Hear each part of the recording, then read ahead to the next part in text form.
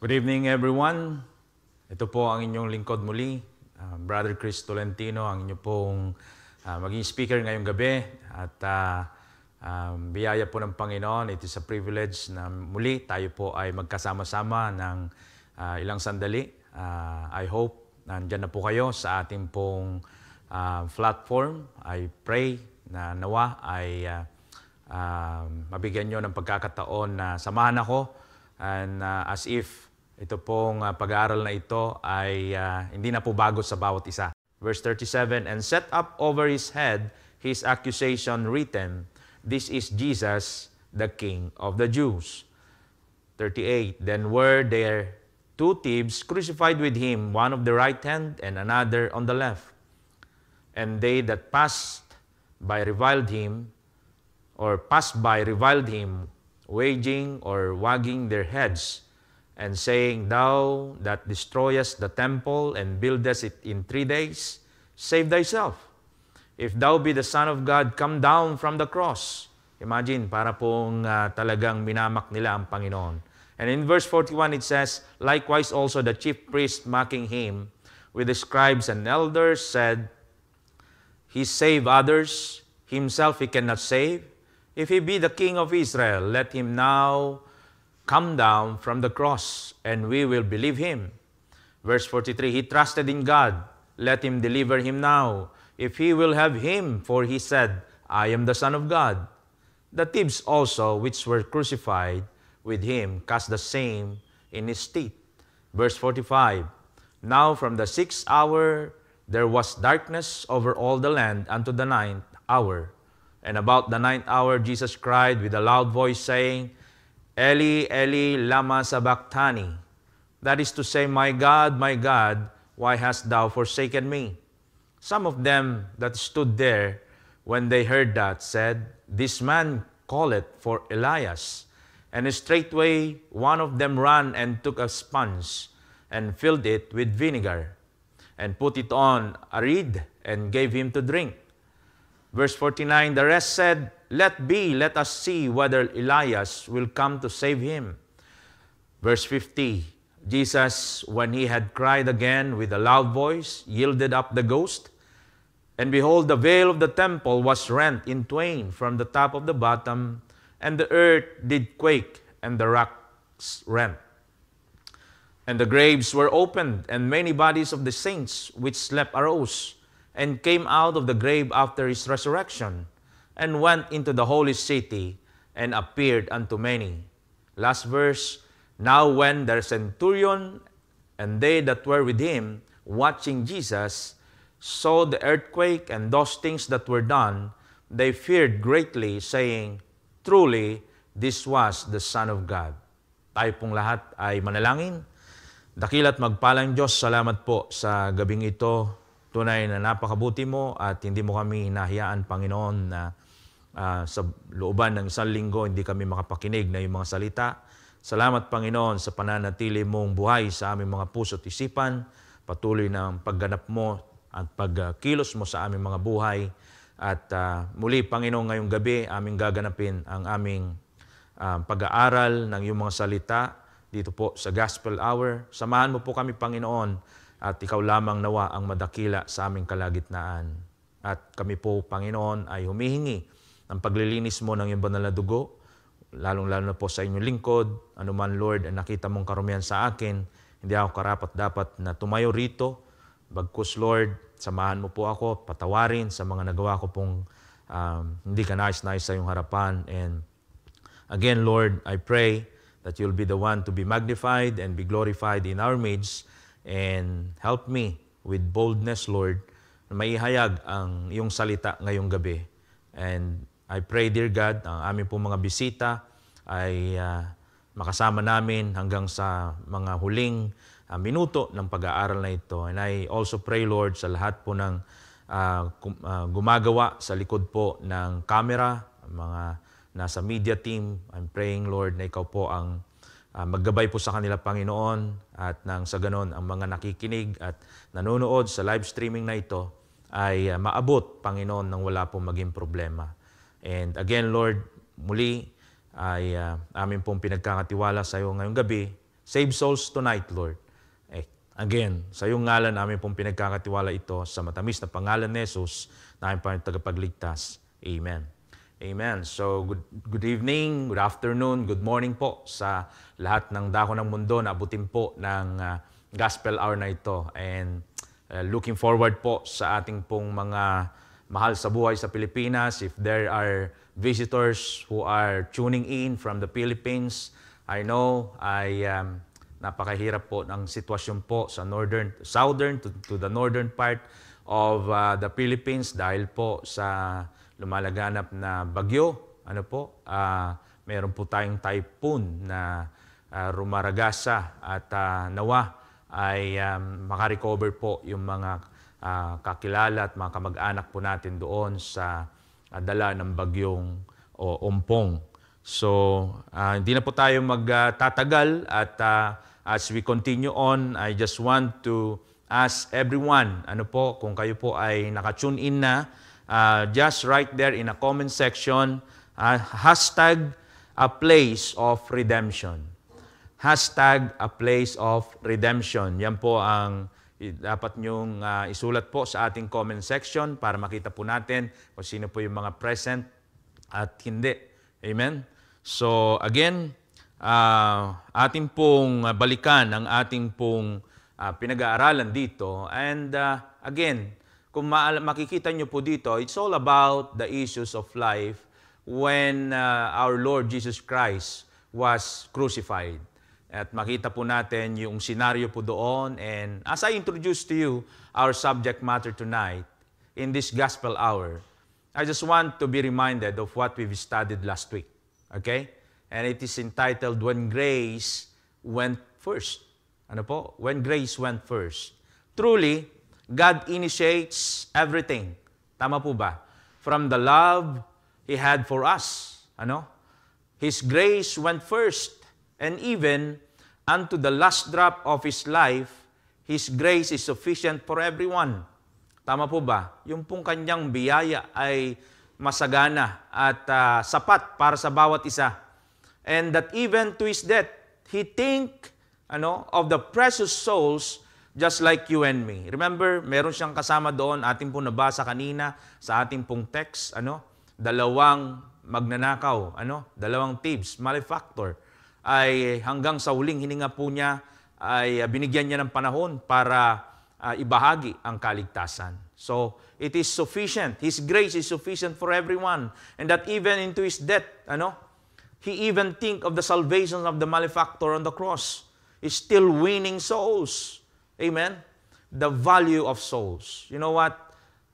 Sabi nga po sa Bible na isa na nagbabalik loob o nakakilala sa Panginoon, marami pong anghel ang nagagalak at nagkakasiyahan o nasisiyahan sa langit kung merong isang kaluluwa na kumilala at tanggapin ang Panginoon bilang Panginoon tagapagligtas niya. So the value of souls. Oh, what a Savior. Yan po ang ating Panginoon. Indeed, His grace destroyed and dethroned the sting of death. Right? He dethroned, and dethroned the sting of death. Now, in this dying world, success and possessions, prestige, and power is still the main thing. Okay? Sa mundong ito, success, possessions, prestige, power, is the main thing that matters to each and every individual. And it deceives many. Right? Marami po ang nalilinglang nito. A world that has everything. Sometimes they don't even consider when or where and how this pleasant living came from. Sometimes ang inaakala nila dahil sa kanilang pagpapagal, sa kanilang pawis, ay na-achieve nila itong success, itong possessions na meron sila. Yung prestige and power. They forgot who really gave those things. Their pleasant living came from. Saan nanggaling ito? They don't even consider, and that these people are obsessed, with what the world may offer. not even considering, what it really matters, the life ahead of them. Okay? With all that is happening around us, kahit saang dako ng mundo, kahit saang lupalop ng mundo, nangyayari po lahat ito.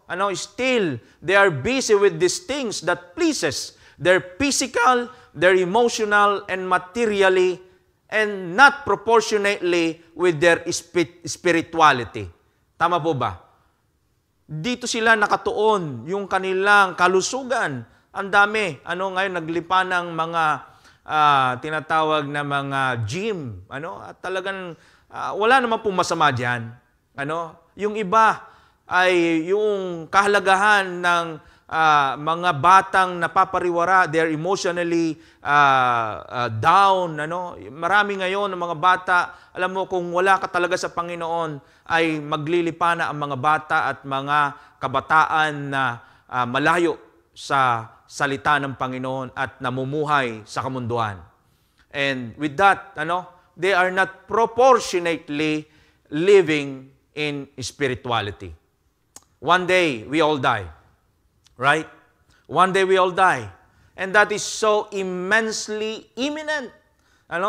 Not known to human perception. Hindi po natin alam yan kung kailan. Okay? When and how it will come. Hindi po natin talaga alam yan kung kailan at anong oras darating. And without hope in God. Yun po ba ang dapat nating maramdaman? The thing is, if we don't warn them as a true believers in Christ, saan po kaya sila? But the one who died in Golgotha, He gave it all. He gave everything for us. In fact, His death was priceless. Amen? Priceless, and His mercy is undeniably insurmountable. Hindi kayang sapatan o gayahin o yung sumobra pa yung kaya mong gawin sa ginawa niya. It is insurmountable, for His mercy endureth forever. Amen. As the Bible says in Lamentation chapter 3 verse 22 to 23. Ano sabi po niya doon? It is the Lord's mercies that we are not consumed. Dahil po sa kanyang awa, yung kanyang awa ay talagang matiisin. Kasama po nung kanyang awa ay pagiging matiis ng Diyos. We are not consumed. Right? Kasi kung talagang ipapataw niya ang kanyang puot, if His wrath be bestowed upon us, we are already consumed. Right? Because, again, sabi niya dito, it is of the Lord's mercies, yung kanya pong awa, that we are not consumed. Because His compassion fail not. They are new every morning. Great is thy faithfulness. Right? His mercy endures forever. His compassions fail not. He is faithful, and that is faithful that promise. Right? He promised of something that man cannot fulfill. Only Him that fulfills. Ano po yun? Yung pong kaligtasan ng kaluluwa ng bawat isa. And that's what it meant doon po sa mga binasa po natin from Matthew chapter 27 verse 34 to 54. Amen? Now again, sabi natin dito, He promised of life and peace, and that life and peace lies on the hill called Calvary. On the hill called Calvary. Where the old rugged cross, right? Where the old rugged cross was emblemed with suffering and shame.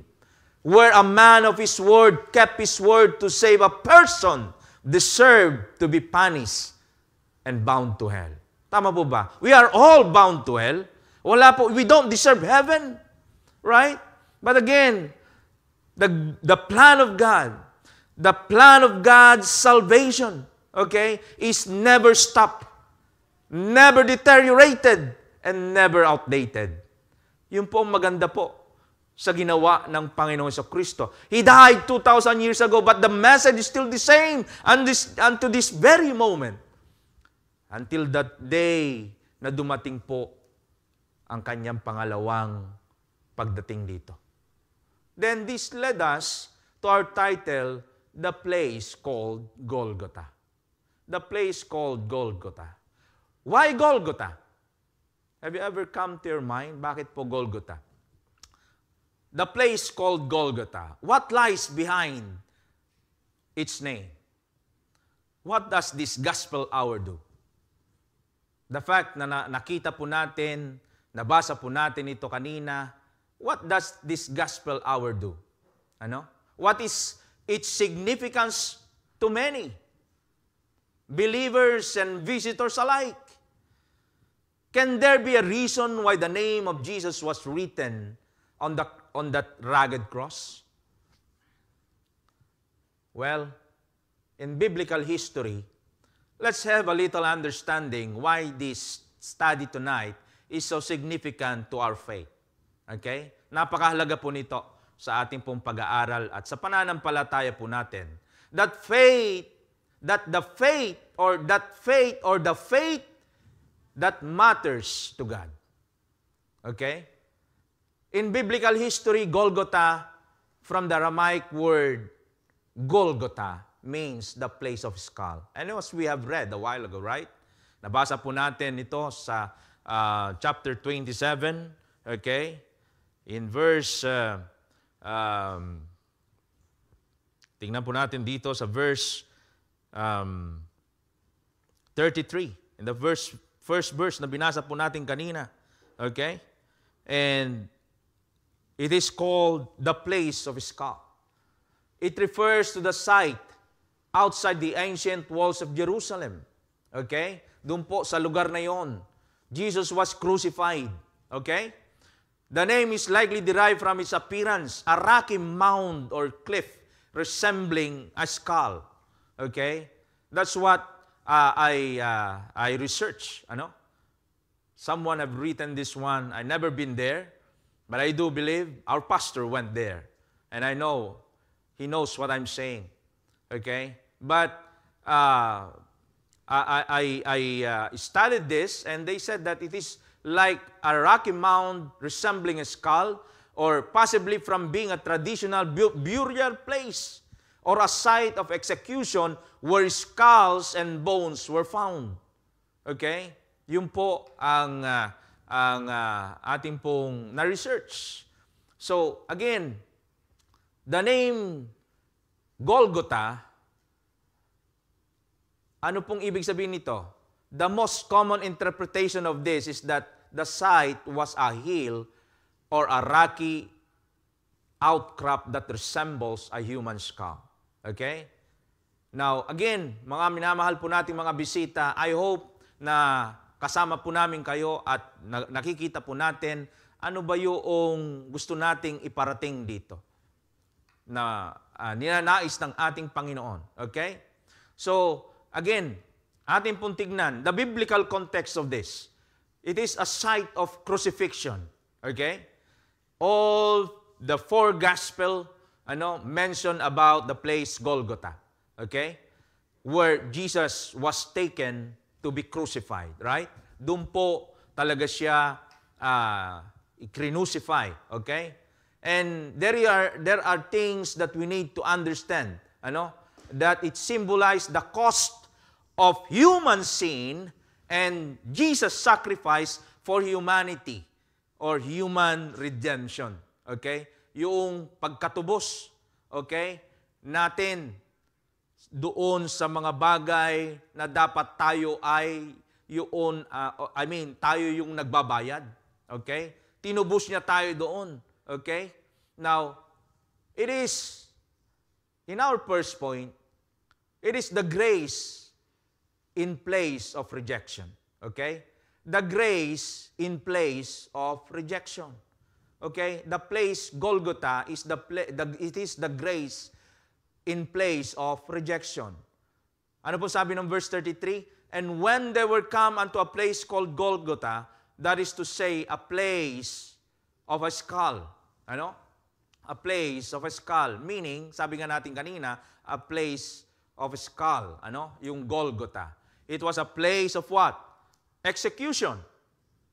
Pag sinabing execution, wala po tayong makikitang comfort doon. So, kung i-imagine mo kung paano ang Panginoong Jesucristo ay napako doon sa cross, He never had a time to relax. Okay? Yung katawan niya talagang, He suffered so much. Okay? Na makikita mo kung ma-imagine mo lamang sa iyong isipan kung paano yung maipako doon sa cross na yung bigat mo, dala-dala mo, at yung paa mo napako at nandoon lahat ang bigat, paano ang kilos mo. He need to stay there for long. And you see, it was a place where no comfort. There's no comfort there. Okay? Not even a single second na mararamdaman mo na ikaw ay sasabihin mo ay nakarelax ng kaunti yung katawan niya. Okay? It represents the ugliness of sin. Okay? A real place of rejection. The cost of rejection. Okay? So, bakit natin sinasabi po ito? Because, as you can see, nung rineject nila ang Panginoong Jesucristo, yun ang naging bunga. They never accepted Him as the Savior, the God that they were waiting. In fact, matagal na nilang hinihintay. Nung ipinakilala niya ang kanyang sarili, they rejected Him. So that's why you can imagine on that place, doon niya pinakita until the last drop of His blood, okay? And until the last breath of His life, ipinakita niya kanyang pagmamahal. Even into death, He sacrificed everything. Kaya nga, makikita mo sa Bible in Colossians 1:14, sabi po niya doon, in whom we have redemption through His blood. Doon po sa kanyang dugo, doon sa cross ng Kalbaryo, ibinuhos niya para sa kapatawaran ng kasalanan na dapat tayo ang nagbabayad. Pero alam ng Panginoon na hindi natin kayang bayaran ang ating kasalanan. And that's the reason why He offered Himself. Okay? He offered Himself to die for your sin and for my sin. Amen? This is the fulfillment of the prophecy in Isaiah chapter 53 verse 5. Ano sabi po niya doon? But He was wounded for our transgression, for our iniquity, for our sins, mga kapatid, mga minamahal po nating mga bisita. Right? That's the truth. Siya po, ang nagbayad nito. Siya po ay nasugatan, hindi lamang nasugatan, hanggang sa kanyang kamatayan. Amen? Now, in this place of rejection, the person on the cross is no other than the Lord Jesus Christ, the Savior, the one that the nation Israel is waiting.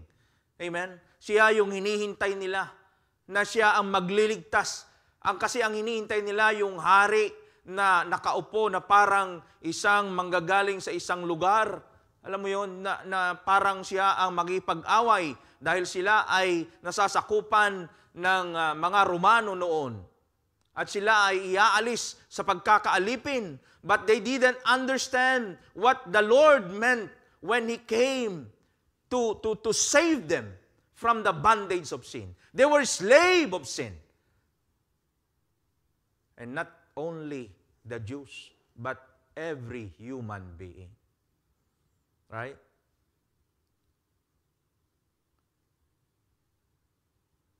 He was crucified between two malefactors.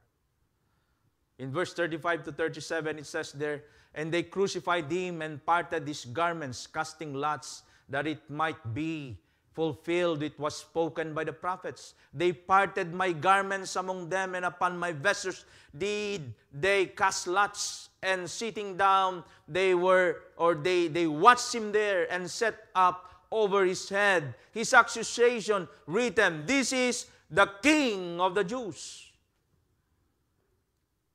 Nandun yung accusation. Pero, you see, hindi yung pagkakilala nila na yung hari na they honor, Hindi po ganon ang pagtrato nila sa Kanya because they were mocking at Him. They rejected Him. In Isaiah 53:12, it says there, therefore will I divide Him a portion with the great, And he shall divide the spoil with the strong, because he hath poured out his soul unto death. Isipin mo, sabi nga natin, sa sobrang pagmamahal niya po sa atin, even in the last breath of his life. And he was numbered with the transgressors. Sino ba doon? Yung dalawang malefactor. Well, in fact, wala naman siyang kasalanan. And we know all that. Right? And he bare the sin of many. Binuhat niya lahat. Okay? Hindi lang sa ilan, pero sa lahat. Sapagkat lahat tayo'y makasalanan. Amen. And made intercession for the transgressors. Siya po ang namamagitan. Kaya nga yung kanyang kamatayan dun sa cross, siya yung dahilan kung bakit may biyaya tayo ngayon. That's why the message last week, the grace went first. Amen. Yung biyaya ng Diyos, ibinigay niya. At siya ngayon, yung biyayang yun, siya pa rin ang mag-intercede sa atin, sa Ama. Oh, what a Savior. Right? Innocent. Yet, treated guilty. Napakawalang kwentang mga tao. And in fact, eto ngayon, kaya minsan maiisip mo sa panahon natin ngayon, bakit ang talamak ang mga sitwasyon na problema sa isang bansa. Right? May gera dito, may gera doon. Okay? Merong mga sakuna sa bansa natin. It is because of sin. Because we treated Him parang basahan na parang walang kwenta. Pasalamat tayo ngayon sa bansang ino-honor ang Diyos, na kung saan talamak. Bakit? Okay lang ba na sa bawat isa na ipahayag nila ang kanilang sariling opinyon, sariling desire? Sa Panginoon, may orderliness. Tignan mo ang mga grupong LGBT. Mahal natin sila. We love them as a person. But the things that they were doing, it is abominable to God. Remember Sodom and Gomorrah. Bakit siya sinunog ng Diyos? That's why, hindi mo masisisi minsan kung bakit nangyayari itong mga sakunang ito sa ating bansa. Bakit merong mga ganitong sitwasyon na mga pagbaha sa isang syudad? Sa Manila na lang. Okay, sa Northern Luzon. Because of what? Because of sin. They corrupt the things na para sa bayan. So they suffered. The people suffered. And the root cause is sin. And still, we treated Him unfairly. Yet, He is innocent, treated as guilty. But we need to understand the word atonement. It is a substitutionary atonement. Okay? Atonement is like a sacrifice. Okay? Comes from the Greek word kapara. Okay? He sacrificed Himself. The title He had when He didn't resist. Okay? They asked Him if He is the King of the Jew, the King of Kings, the Lord of Lords. They said, Jesus, the King of the Jew. Even His enemy proclaimed His identity. Right? So makikita mo dito, despite all the odds na Kanya pong pinagdaanan, still, the love of souls, hindi siya nag-retaliate. Even the mockery, even the sentence that they do to Him, because He loves each and every one of them. And until now, He loves us so much, right? And that's why He sacrificed a lot for us. So kung ikaw bisita ngayong gabi, kung nakikita mo ito, dapat mong maunawaan ang Kanyang pagmamahal. Maunawaan na siya ay nagsakripisyo sa iyo.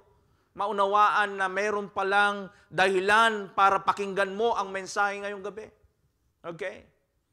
Now again, our second point, we have done the grace in place of rejection. The second point, the grace in the place of reception. Okay? The place of reception. Pain and mockery he endured, right? In verse 38 to 44, it says there, then were there two thieves crucified with him, one of the right hand and another to the left. And we know the story. Okay? One got saved, one still doesn't accept the Lord as his Lord and personal Savior. But you see his attitude, right? And they that passed by reviled him, wagging their heads, and saying, thou that destroys the temple and buildest. Andun yung mockery, makikita po natin. Okay? The other one, the thieves, in verse 44, the thieves also which were crucified with him cast the same in his teeth. Mocked by soldiers, chief priests, scribes, even the thieves. Kikita po natin dun sa kung sino nakapanood ng Passion of Christ. Right? I'm not promoting that movie because still may mga discrepancy na makikita ka doon. But still, you know, kung paano siya hinusgahan, right? But you can see his love. He still saves others. Okay? Now, in verse 42, makikita mo po doon, he saved others. Ano? Himself, he cannot save. Sinabi po sa kanila, sa kanya. If he be the king of Israel, let him now come down from the cross and we will believe him. They mock the very act of salvation. Right? Na meron dapat, na maunawaan nila yon, na meron dapat silang pangunawa na katulad na makita nila, why is this man doing these things? Right? How do they receive him? They mock at him. They crucified him. They scourged him. Yun ba yung dapat? Pagka nasiyasyaran ka ba ng gospel, o nakapakinig ka na ng gospel, how would you treat the gospel? We believers, how do we treat the gospel of the Lord Jesus Christ? Are we living that kind of life that so precious enough na kung saan ibinigay yan ng ating Panginoon na pangalagaan mo, ang testimony mo, that others may see that Christ that lives in you. Oh, what a word that you could say, not when you say, I am crucified with Christ, nevertheless I live. Sasabi mo ba yon? He chose not to save himself so that he could save others. Like for example, tayo ngayon mga mananampalataya, are you choosing to serve God, to share the gospel and be an instrument of God to save others? We need to be awakened with this message. Kailangan po nating makita yung kahalagahan po ng mensahe ng ating Panginoon. Amen? Many souls are perishing. How do you care them? How do we care them? We said that we are the salt of this earth. We are the light of this world. But at the end of the day, where are we?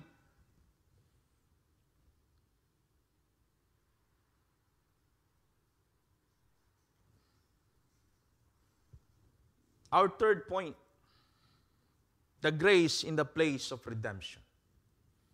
The grace in the place of redemption. It is the power of the cross. It says there, now from the 6th hour there was darkness over all the land unto the 9th hour, and about the 9th hour Jesus cried with a loud voice, saying, Eli, Eli, lama sabachthani. That is to say, my God, why hast thou forsaken me? Some of them that stood there when they heard that said, "This man calleth for Elias." And straightway one of them ran and took a sponge and filled it with vinegar and put it on a reed and gave him to drink. You see, how do they mock at him? The rest said, "Let be, let us see whether Elias will come to save him." Sometimes makikita ka ng ganyan. Pinagtatawanan ka. Ano magiging reaction mo pag nag-share ka ng gospel? I hope and I pray makita mo. Sabi nga, your Lord or our Master is not greater than His servant. Kung ano yung ginawa sa Kanya, ay gagawin din natin sa atin. Actually, ang sinasabi po diyan, mas malaki pa yung gagampanan natin. But again, nandun ba tayo sa category na yun na ginagawa natin yung pinapagawa ng ating Panginoon sa atin? Will you be ashamed to preach the gospel of the Lord Jesus Christ? Jesus, when He had cried again with a loud voice, yielded up the ghost, and behold, the veil of the temple was rent in twain. At last, meron na po tayong tagapamagitan. Dahil noon sila ay nag-o-offer, when the priest goes inside of that veil, sabi po niya dyan, the veil of the temple was rent. Dahil nung mga panahon na yon, ang pari lamang, sa panahon na yon, ang pwedeng pumasok doon sa temple, from the Holy of Holiest.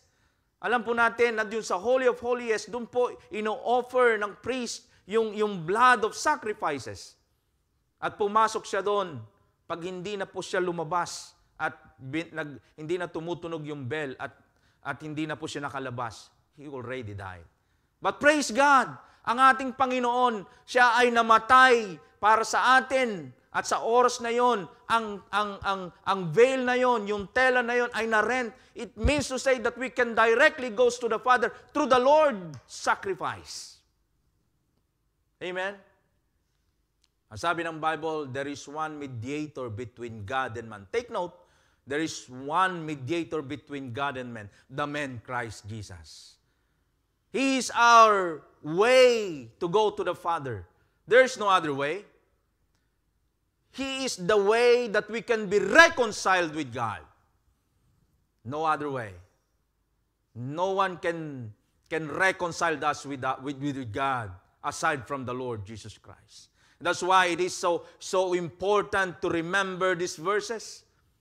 Ang sabi po niya dyan, was rent in twain from the top to the bottom, and the earth did quake, and the rocks rent, and the grave were open, and the bodies of the saints which slept arose.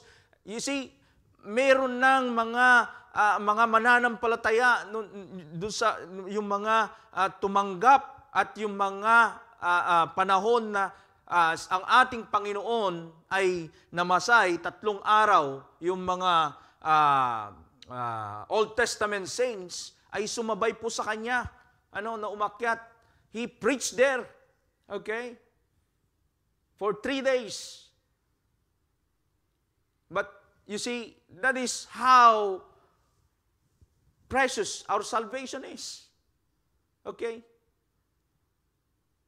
Ganon din po tayo. Pwede na tayong dumirekta pag tayo binawian ng buhay at meron tayong Kristo at ikaw ay nanampalataya sa Panginoon. Tinanggap mo siya bilang Panginoon, tagapagligtas, nagsisi ka. Pinanampalatayanan mo ang kanyang ginawa. Bibigyan kanya ng pag-asa na direktang pumunta sa langit because of the Lord Jesus Christ. That's what He had done. When He had died for the sins of the world, sumabay yung mga santo, sabi po niya, yung mga mananampalataya. Those were died with Him. Okay? And came out of the graves after His resurrection, and went into that holy city and appeared unto many. Now when the centurions and they that were with Him, watching Jesus, saw the earthquake and those things that were done, they feared greatly, saying, Truly, this is the Son of God. It was a place of darkness over the land. Right? Sinabi po niya dyan sa verse 45. This is a sign of God's judgment and longing, grieving and mourning. Pinakita po niya. Ano? Kung wala kang Kristo, there is judgment. And by the way, there are two kinds of judgment. The judgment seat of Christ and the great white throne judgment. I'd rather be in the judgment seat of Christ. May mga mali ako, yes, but I have the Lord Jesus Christ. I will be present in Him forever by the grace of God. Because I have repented of my sin and accepted Him as my Lord and personal Savior and put my trust and faith on the Lord Jesus Christ. You see? But if you don't have that repentant heart, a repentant mind, and you don't accept the Lord as your Lord and personal Savior and putting your faith and trust in Him, great white throne judgment is awaiting to you. Doon po huhusgahan ang mga nagsasabing matutuwid na sinasabi nila lahat ng kanilang ginawa ay maayos sa harapan ng Diyos at babalansin yon sa ginawa ng ating Panginoon Kristo. Sino bang matuwid? Wala pong matuwid kahit isa. Ang katuwiran natin ay parang isang basahan, sabi po ng Biblia. That's why this is the time na kailangan po nating maunawaan na ang kaligtasan at ang ating pag-asa lamang ay na kay Kristo. Hindi po sa ating katuwiran. Wala pong pag-asa sa ating katuwiran. Ang katuwiran lamang ni Kristo ang ating pag-asa. There's no other way. Kaya nga po, the judgment of Christ will be bestowed to those who don't have the Lord Jesus Christ. Why? Ngayon pa nga lang Who would thought bukas makalawa buhay ka? Sabi ng Bible, in Hebrews 9:27, it says there, and as it is appointed unto men once to die, but after this the judgment. So pagka nahusgahan ka at wala kang Kristo, directly, the punishment is hell. We are all hell-bound. We deserve hell. But if you recognize the things that the Lord Jesus Christ, you will not live in a darkened world anymore. I mean, in a darkened place like hell.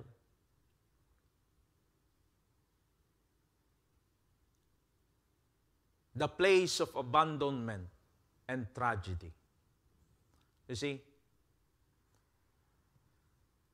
The grace in the place of redemption is the place of abandonment and tragedy.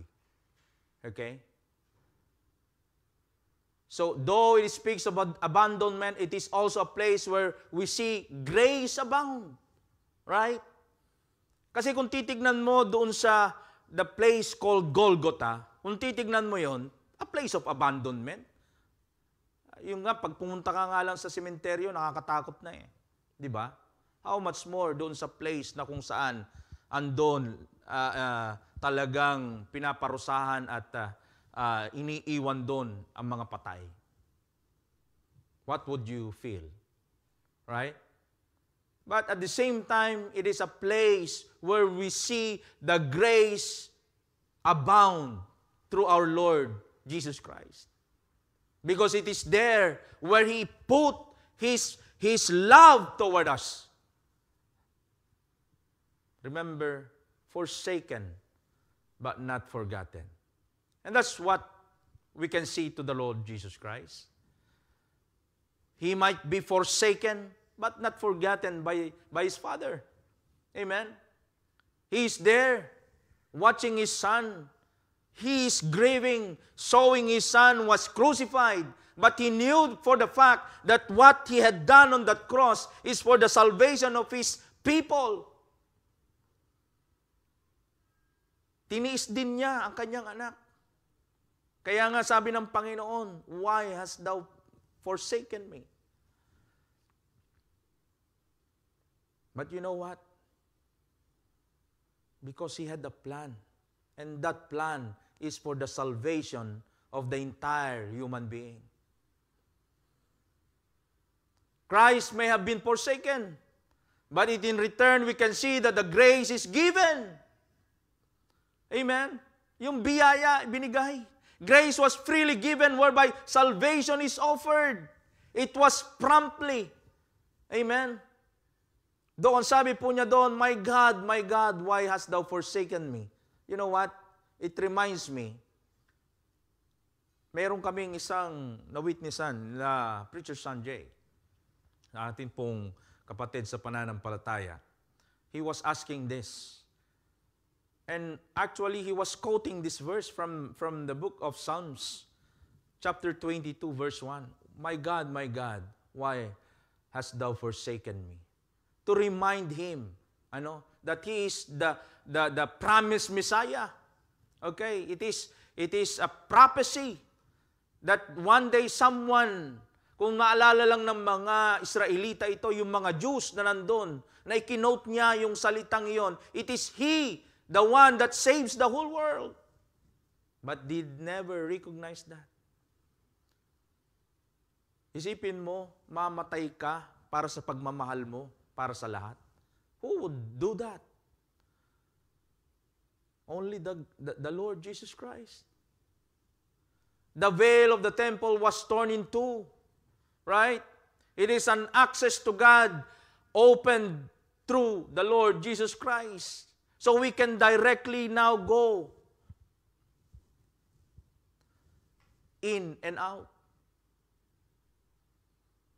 We can offer our prayers directly to God.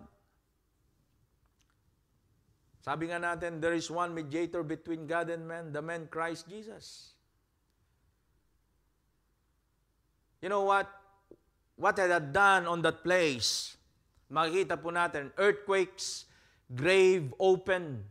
It's a sign that this was not an ordinary death. May makita ka bang tao na normal na gano'n na nangyari? And that's the reason why when that happened, the centurion said, truly, this was the Son of God. It is not normal. Now, what was the purpose of the cross? You know what? It is our redemption. Yun po yung ating pagkatubos. I hope and I pray, nakita niyo po yung mensahe po ng ating gustong ipaunawa ngayong gabi. That, again, yung pong binasa po natin in our third point, the grace in the place of redemption. Okay? Now, the purpose of the cross is our redemption. Yun po, doon po tayo tinubos. Yun po yung dahilan kung bakit hinayaan niya, ibinigay niya ang kanyang sarili para sa kaligtasan mo at kaligtasan ko. Okay? Para hindi ikaw yung mabayubay dun sa cross at hindi lang mabayubay dun sa cross at ang iyong kaluluwa ay pumunta doon sa walang hanggang, walang patid na parusa at tinatawag itong impyerno. This is the place called hell. Amen? We need to thank God because we have that redemption. We have that justification. Siya po yung naging katuwiran natin. He became our justification. You see? In Romans 8:1, if you may, sabi po niya doon, there is therefore now no condemnation to them which are in Christ Jesus. Okay? Hindi ka na makukondenhan because you are being justified. Okay? You will not be condemned anymore. You see? Those who are in Christ Jesus. If you have Christ. Now, not only that, He is our salvation. You see? Again, in Romans 5:8, it says there, but God commended or demonstrated His love toward us. Is it not enough what He had done on the cross? I do believe it is enough. Lahat po ay talagang binuhos niya na doon sa cross ng Kalbaryo. The place called Golgotha. You see? Doon po niya binigay lahat. Until the last drop and last breath of His life. Ibinigay niya po doon. And that's the reason why there is no other way. Hindi po makakapagligtas ang inyong gawa. Hindi makakapagligtas ang church. Hindi makakapagligtas kung sino-sino man yan o anumang mga relihiyon yan. But the only can save you is what the Lord Jesus Christ done on the cross. There's no other way. When He said, I am the way, the truth, and the life, no man cometh to the Father but by me. Well, in John 3:16, He says there, right?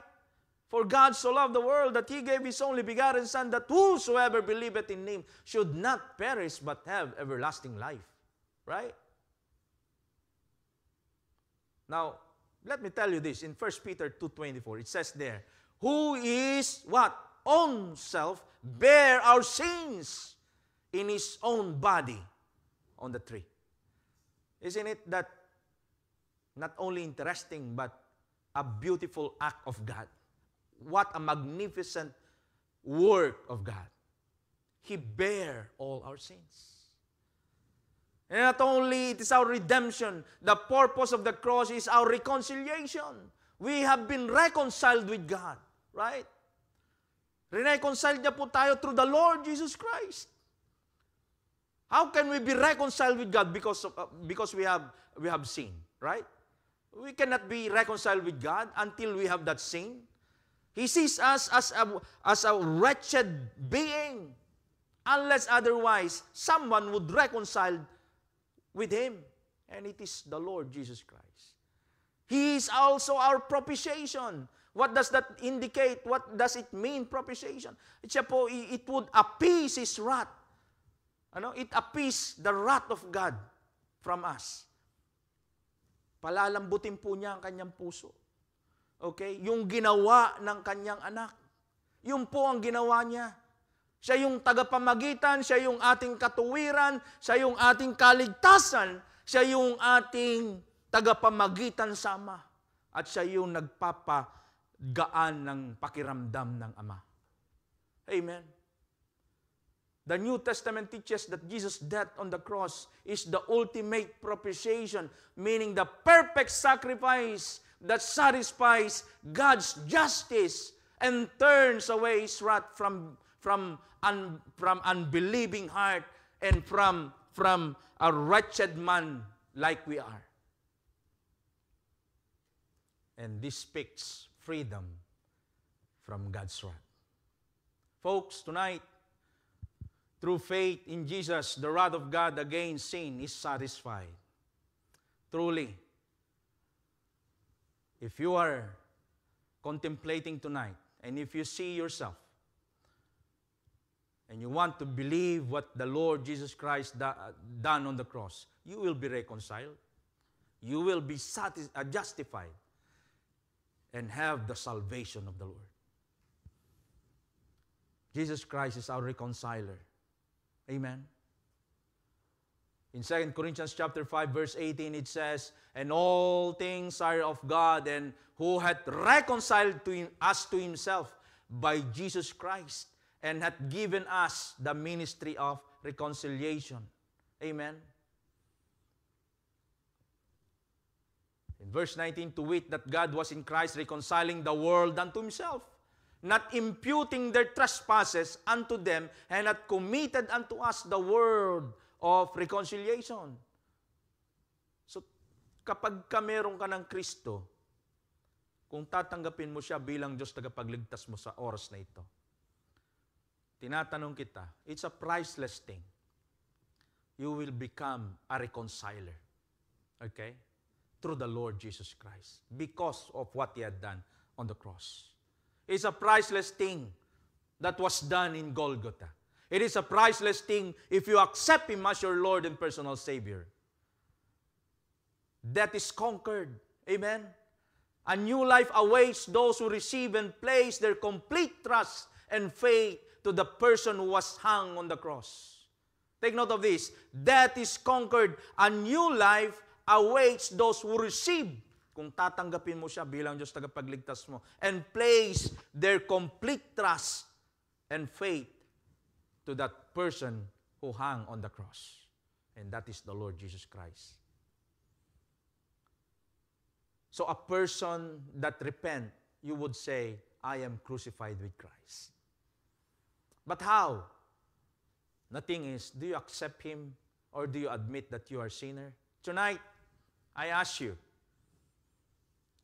a complete tragedy and misery without the grace and mercy of God if you don't accept Him as your Lord and personal Savior. In Romans 3:23, ang sabi po niya doon, for all have sinned and come short of the glory of God. We need the salvation of the Lord. We are a sinner doomed to hell and going to hell. And now, I ask you, if you want to accept Him as your Lord and personal Savior, you need to confess. In Romans chapter 3, verse 10, ang sabi po niya doon, if we open our Bible, ang sabi po niya doon, and as it is written, there is none righteous, no not one. But in Romans 10, in verse 9, ang sabi po niya dito, that if thou shalt confess with thy mouth the Lord Jesus, and shalt believe in thine heart, that God hath raised Him from the dead, thou shalt be saved. For with the heart man believeth unto righteousness, and with the heart confession is made to what? Into salvation. Okay? Now, kailangan mong tanggapin ng Panginoon Kristo. Dahil ang sabi po ng Panginoon, through this letter, for whosoever shall call upon the name of the Lord shall be saved. Can we pray tonight? As we will end up this invitation, I hope and I pray, nakita mo ang iyong sarili. Nakita mo na kailangan mo ang kaligtasan ng Panginoon. And just bow your head sa ating pong mga bisita.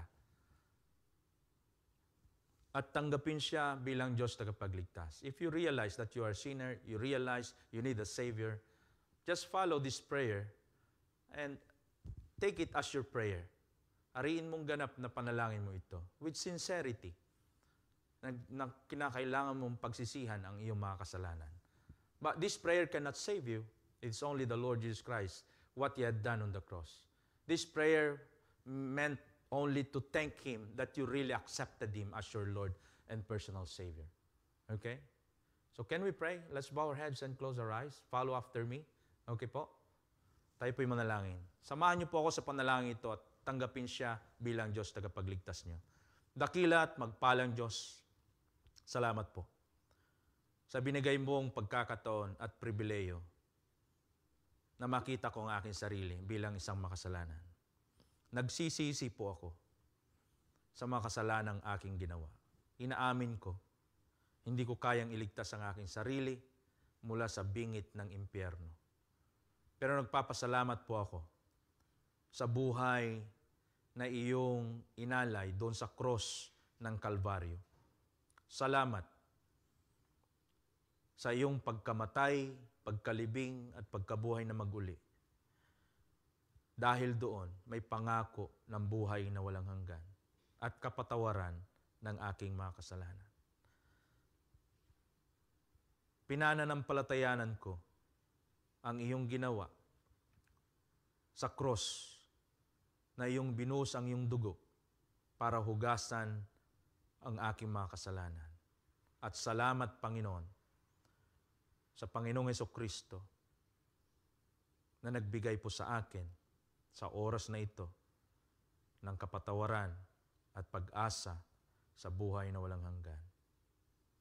Tinatanggap po kita bilang Diyos at tagapagligtas ng aking buhay. Sa pangalan ni Jesus. Amen. Amen. So, if you have accepted the Lord as your Lord and personal Savior, naintindihan mo po na yung bagay na meron ka at ngayon ay inihayag mo ang Panginoong Hesukristo bilang Diyos tagapagligtas mo, why not comment in the comment section? Lagay mo po dyan, I accepted the Lord as my personal Savior. I realize na ako po isang makasalanan at sa oras na ito ay tinanggap ko na ang Panginoon bilang Panginoon tagapagligtas ko. I hope nakita mo ito and huwag kang mahiya. We want to pray for you We want to acknowledge that this gospel hour is not in vain. Okay? Just right there, I accept the Lord as my personal Lord and Savior. Minsan lang po tayong binigyan ng pagkakataon nito. Hindi po natin alam ang bukas. Ano po? Whereas you know not what shall be on the morrow, for what is your life? It is even a vapor that appeareth for a little time and then vanisheth away. So, ang buhay po maikli lang. Life is short, life is uncertain, but narinig nyo po yung mensahe ngayon. Why not comment there na tinanggap mo ang Panginoon bilang Diyos tagapagligtas mo? Amen? So, I hope wag po kayo mahiya. We want to pray for you. We want to glorify God. We want to be joyous. Maging masaya din po. We want to bring back the glory sa Panginoon sa bagay na decisions na ginawa mo po. So we want na makita po yan sa comment section. Okay? Sa mga naging bisita po natin ngayong gabi. I hope and I pray na intindihan nyo po yun. Ang sabi po kasi ng Bible, if any man be in Christ, he is a new creature. All things have passed away. Behold, all things are become new. Kung na kay Kristo ka na, bago ka nang nilalang. And as you see, sabi po niya kasi po doon sa John 1:12, sabi po niya doon, but as many as receive Him, do you really accepted Him as your Lord and personal Savior? Comment there. Okay? Sabi niya doon, but as many as receive Him, to them gave He power to become the sons of God, even to them that believe on His name. So, if you receive Him, what a joy in heaven. What a joy for each and every believers this day, this hour. Amen po. So, yun po yung pangako ng Panginoon. He that hath the Son, in 1 John chapter 5, verse 11 to 13, ang sabi po niya doon, and this is the record that He gave us eternal life through Jesus Christ. Okay? And he that hath the Son hath life. He that hath not the Son of God hath not life. Kung tinanggap mo siya, may buhay ka. Ganun po kasimple. God cannot wipe your name in the book of life anymore. Pinapasok mo po siya. Okay? So, ang sabi po ng Bible, these things have I written unto you that believe. Okay? That ye may know that ye have eternal life. Okay? Para malaman mo, does God would make a lie? I don't think so. Pag sinabi po niya yan sa Bible, tanggapin mo po. As if talagang sinabi niya directly sa iyo ngayon. And I know the Holy Spirit speaks to you tonight. Amen? These sisters in Christ, there are 4 professors of faith. Praise God. Si Ma'am, my cousin, Sister Mylene Saunders. Praise God, Manang. It's my prayer with my relatives. She's from United States. Thank you. I cannot imagine.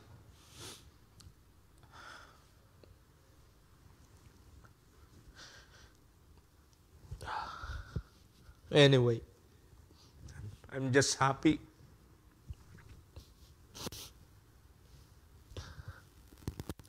I cannot control my emotions.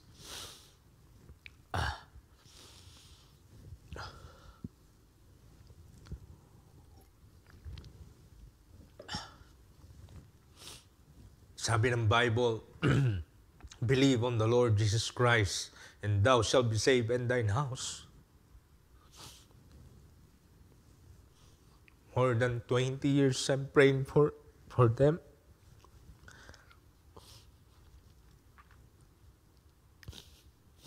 Anyway, praise God for the professions of faith. We have 5 professions of faith tonight. And just to finish, to wrap up our message tonight, in conclusion, what will you do with Jesus? Golgotha demands response. Will you mock, ignore, or believe? Brethren, it's not in vain to serve the Lord. The cross is both a place of judgment and a place of mercy. Let's come each and every one of us to Golgotha, not just to look, but believe. When we say believe, have faith. You need to trust. We need to trust in Him. Whether it be a place of rejection for the unsaved sinners, we know that He died for each and every person. We know that a place of reception, our sins was dealt by the loving and merciful Savior. And a place of redemption, we know that justification, reconciliation, and propitiation was bestowed. I hope and I pray naging blessing po ito, an encouragement to each and every one of us. Okay, let's pray. Pasalamat po tayo sa Panginoon with this beautiful gift from the Lord. 5 souls that accepted the Lord as their Lord and personal Savior. Let's pray. Most graciously, Heavenly Father, once again, we thank you this evening. Thank you for this wonderful time that you allowed us to see your greatness and to study your word. Again, Lord, it's so precious in thy sight, Lord, for these 5 souls that accepted you as their Lord and personal Savior. I do pray, Lord, na ikaw po ang patuloy na mag-enable sa kanila, magbigay ng encouragement, and at the same time, Lord, maalagaan ang kanilang pagkilala sa iyo bilang Diyos tagapagligtas po nila. Dalangin ko, O Diyos, ganun din po, Panginoon, sa amin pong gawain sa Malta na parating. Lord, this coming Saturday, we remember tonight sa amin pong pagtatapos na ito, ang kanila pong anniversary. Lord, we pray na ikaw po ang mag-bless po nito sa mensahe na dadali ng aming pastor. And at the same time, Lord, yung mga bisita na kanila pong naimbitahan. There are more than 120 visitors. And also, Lord, we pray na nawa lahat ay makadalo at hindi po masayang, Panginoon, ang gawain mo. May you consider also a good weather na sana, Panginoon, ay maging maayos po. At sa ganon ay makarating po. Wala pong maging dahilan para hindi po sila makarating. Ganon din po, Lord, sa mga kapatiran doon na nagpe-prepare. Please give them patience and enabling grace, Panginoon. Patuloy na magamit doon, Panginoon, ang kanila pong pagpapagal ay hindi rin po din masayang, Panginoon. Muli, Panginoon, salamat sa gabing ito at sinamahan mo po kami at patuloy na papuri ang binabalik po namin sa iyo. Sa matamis na pangalan na Jesus, namin Panginoon tagapagligtas. Amen. Thank you and God bless to each and every one of us and to God be all the glory.